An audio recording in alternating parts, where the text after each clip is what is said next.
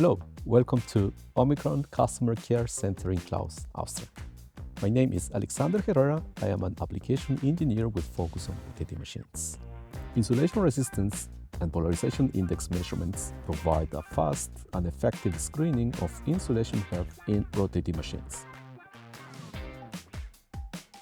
With DIRANA, a DC voltage is applied and the insulation resistance is measured over time. The polarization index evaluates how the resistance changes, reflecting the insulation's absorption behavior. Now we can continue to connect the test leads on the stator winding side. The advantage with DIRANA is that we can measure both phases at the same time. And with this, we can save practically 1/3 of time.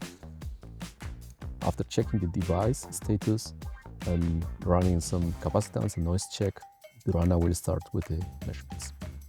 The first measurement has been already finished. 2 phases were measured at the same time. So now we only need 1 channel.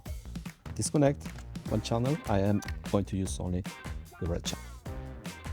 The very last phase that we are going to measure now is the 3rd phase. So the other 2 phases are shorted and grounded via the guards. The measurement will start soon, and then we are going to have the results of the 3 phases available. With a minimum change in this setup, you can continue with partial discharge measurements and dissipation factor tests, saving a considerable amount of time.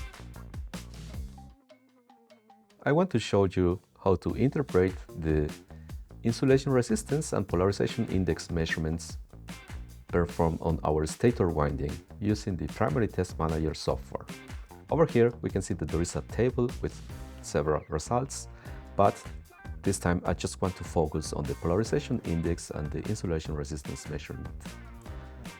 The polarization index that we see here is the polarization index measured at every single phase, and it is also the same for the insulation resistance. This 600 seconds means that this resistance was measured after 600 seconds or 10 minutes. In this plot, we can see the current recorded during the measurements. 2 phases show a pretty much similar behavior. However, the blue phase looks different.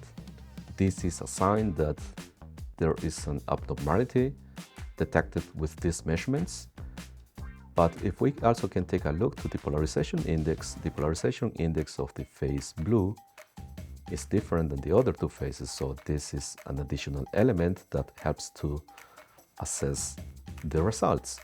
The software provides several tools to analyze the data, but this time I just want to focus on the basic tools to interpret these results. Thank you for watching our video.